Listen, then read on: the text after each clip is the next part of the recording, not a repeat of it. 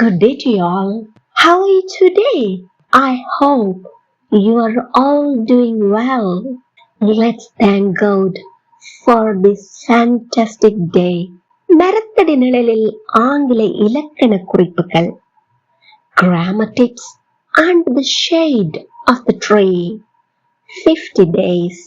ஏன் மரத்தடி நிழலில் என்று யோசிக்கிறீங்களா? Yes, chill என்று நடைமுறை வாழ்வில் இலக்கணத்தை சுமையாக கருதாமல் சுலபமாக பிழையின்றி சரளமாக சட்டென எப்படி பயன்படுத்திடலாம் என்று பார்க்கலாம். உதாரண வாக்கியங்களூடாக ஆங்கில இலக்கண குறிப்புகளை இலகுவில் பயன்படலாம். நாம அனைவரும் 50 நாட்கள் தொடர்ச்சியாக பயிற்சி எடுக்க போகின்றோம். வீடியோ பார்வையிடும் அனைவரும் வாய் விட்டு சொல்லி பயிற்சி எடுத்துக் கொள்ளுங்கள். வீடியோவை ஸ்கிப் பண்ணாம பார்வையிடுங்கள். இதேபோல் பயனுள்ள வீடியோக்களை பார்வையிட இன்னும் சேனலை சப்ஸ்கிரைப் பண்ணாமல் பார்வையிடுகிறீர்களாயின் இப்பவே சப்ஸ்கிரைப் பண்ணிக்கொள்ளுங்கள். அருகே உள்ள பெல் ஐக்கனையும் கிளிக் பண்ணிக்கொள்ளுங்கள். அப்போதான் உடனுக்குடன் நோட்டிபிகேஷன்ஸ் பெற்றுக்கொள்ள முடியும். மற்றவர்களும் பயனடைய லைக் பண்ணிட்டு ஷேர் பண்ணிக்கொள்ளுங்க. Let's start the practice.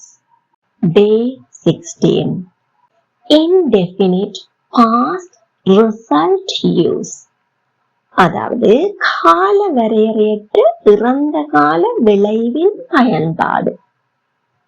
The present perfect tense is used to talk about the present result of an action completed at an unspecified time in the past.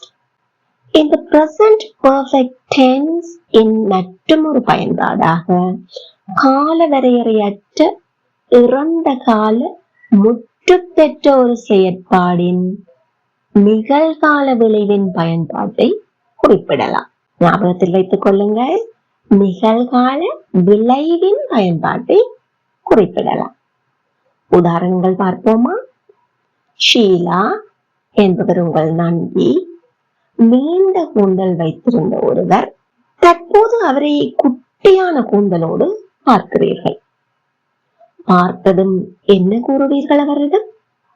நீ உன்னுடைய கூந்தலை வெட்டி விட்டாய் அல்லது நீ உன்னுடைய கூந்தலை வெட்டி இருக்கிறாய் அப்படின்னு கூறுவோம் இல்லையா?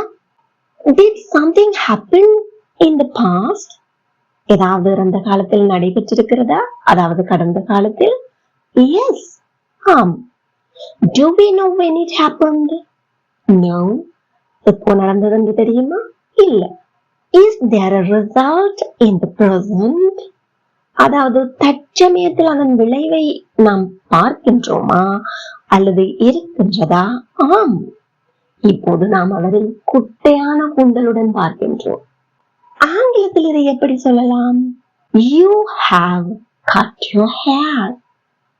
You have cut your hair. அதாவது நீ உன்னுடைய கூந்தலை வெட்டி இருக்கிறாய், வெட்டி விட்டாய். You have cut your hair. அவள் அதை நன்றாக முடித்திருக்கிறாள். நமக்கு தெரியுமா எப்போது எக்ஸாக்ட்லி எந்த நேரத்துல முடிச்சிருக்கிறான்னு? தெரியாது. ஆனா அவ அதை நன்றா முடித்திருக்கிறார் என்கின்ற விளைவை இப்போது நாம் காண்கின்றோம். அவள் என்பது third person singular. அதனால் has. She has done it well. She has done it well. எல்லாருமே என் கூட சேர்ந்து சத்தமா சொல்லி பாருங்க. She has done it well. அவர்கள் மண்டபத்தை அலங்கரித்து இருக்கிறார்கள். எக்ஸாக்ட்லி எப்போ அலங்கரித்தார்கள் என்பது உங்களுக்கு தெரியாது. கடந்த காலத்தில் அந்த செயல் முடிவடைந்து விட்டது. ஆனால் இப்போது பார்க்கும்போது மண்டபம் ரொம்ப நேர்த்தியாக அழகாக தெரிகின்றது. அப்போ இதே எப்படி ஆங்கிலத்துல சொல்லுவோம்? அவர்கள் third person, ஆனால் சிங்குலர் ஒருமை அல்ல. ஆதலால் they have decorated the hall. They have decorated the hall. Again, they have decorated the hall.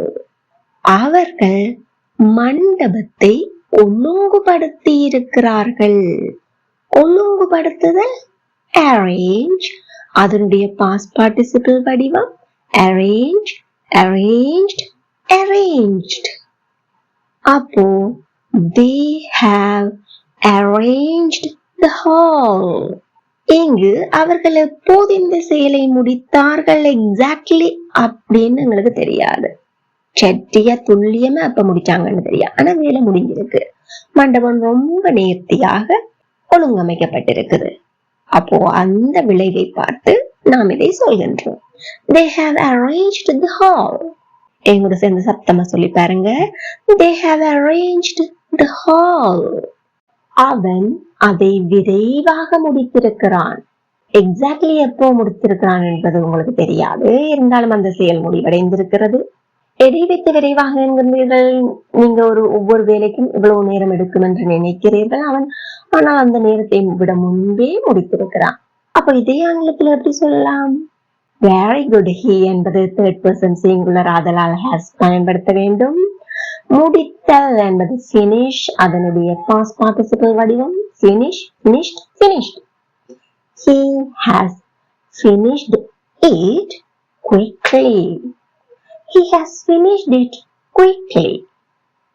எங்கூட சேர்ந்து சத்தமா எல்லாரும் சொல்லி பாருங்க. வாய் விட்டு சொல்லுங்க. He has finished it quickly. உன் அப்பா அந்த மரங்களை வெட்டி விட்டார். ஏற்கனவே ஒரு இடத்தில் நிறைய மரங்கள் இருந்தது உங்களுக்கு தெரியும்.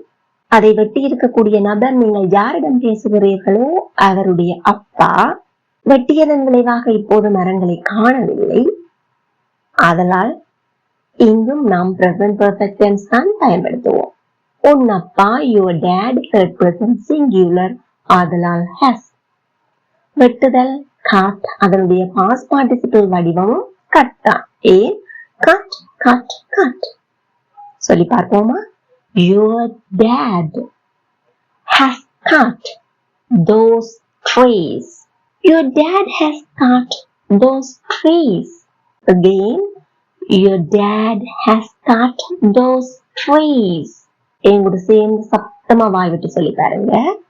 Your dad has cut those trees. Now, this is the time for you to check your understanding. Geetha மதிய உணவை சமைத்து இருக்கிறார், அதாவது சமைத்து விட்டார். குழந்தை அழுது இருக்கிறது.